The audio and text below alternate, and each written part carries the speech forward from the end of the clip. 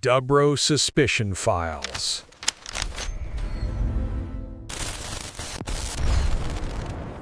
All right, today we're opening up an investigation. It's a case file on a really strange and sometimes violent phenomenon that seems to take over millions of people every single year.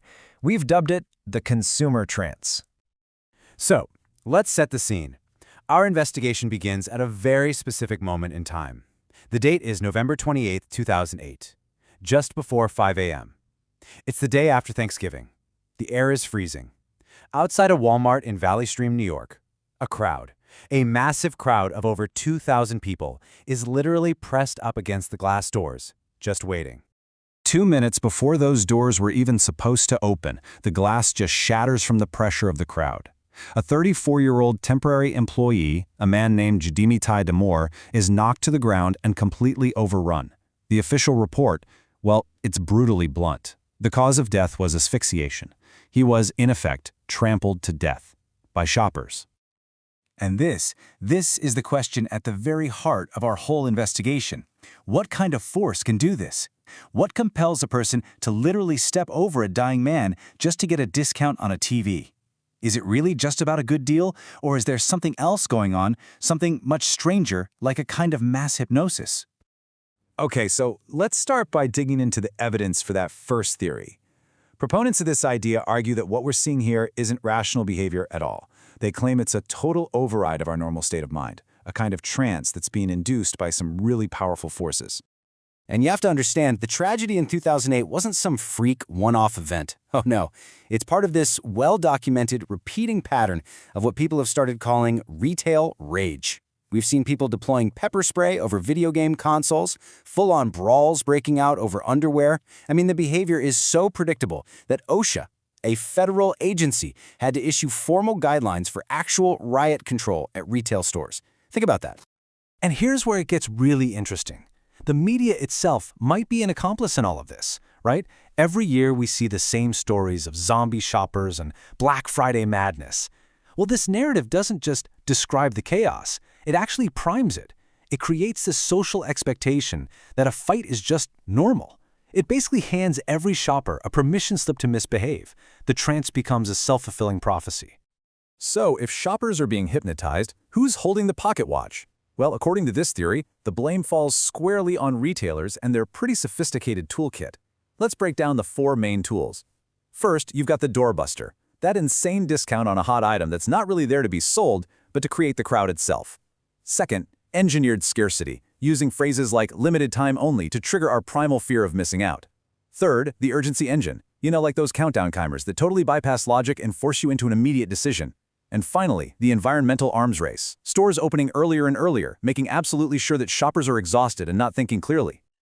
So the case for hypnosis seems pretty strong, right? The violence is real, the toolkit is definitely real. But this is where our investigation takes a huge turn, because we found a crack in the entire theory, a single assumption that everything else is built on. Okay, so here's the crucial point. The whole idea of hypnosis is only necessary if the crowd's behavior is totally irrational. And that behavior is only irrational if the prize isn't worth the fight. But what if the deals, the very things people are trampling each other for, what if they're a complete illusion? Our investigators went to the independent consumer watchdogs, the people who track prices all year long. And what they found, it just blows a massive hole in the entire hypnosis theory. Get this. A 2022 report from the group Which tracked over 200 products. The findings were absolutely staggering. 90% of so-called Black Friday deals were available for the exact same price or even cheaper in the 6 months leading up to the event. So you're probably asking, how on earth is that legal? Well, retailers use 2 key psychological loopholes.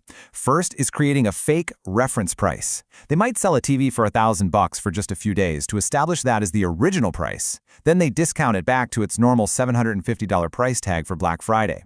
The second method is the classic bait and switch, advertising a super hot item that, surprise, surprise, sells out instantly just to steer you toward other, less desirable products. The deal? It's a total fabrication.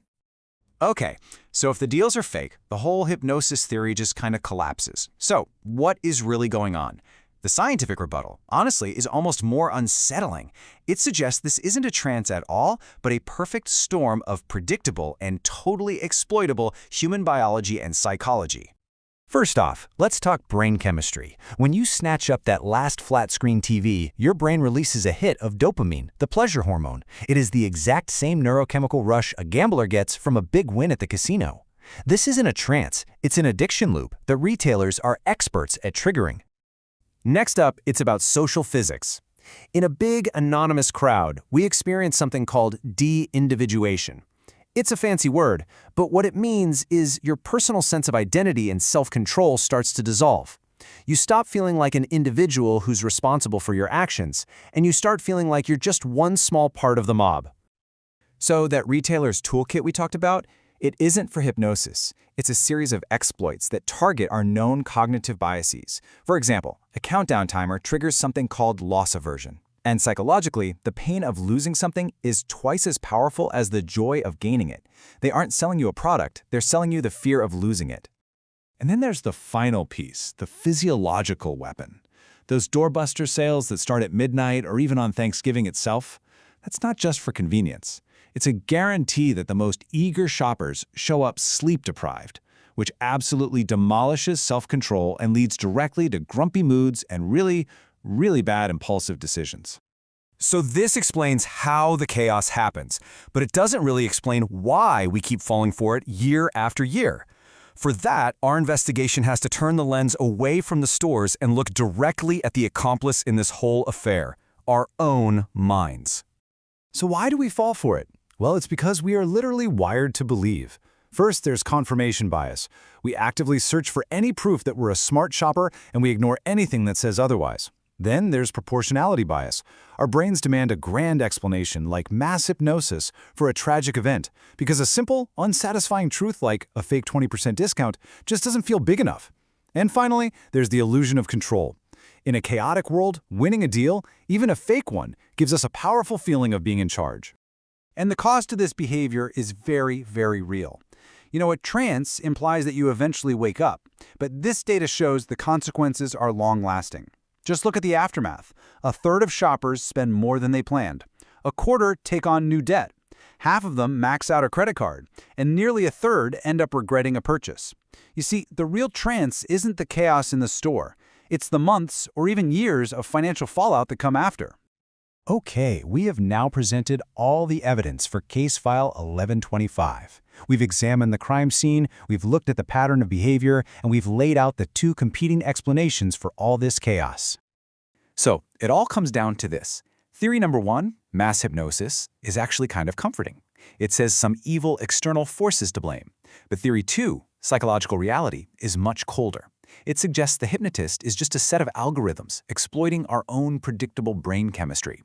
It says the chaos isn't an override of who we are, but a revelation of who we are when the conditions are just right. And that leaves us with one final, deeply unsettling question. We've pretty much proven the prize is an illusion. The discounts are largely a fabrication. So why did Jidimitai Damore die? Why is the chaos still so real? The judgment is yours.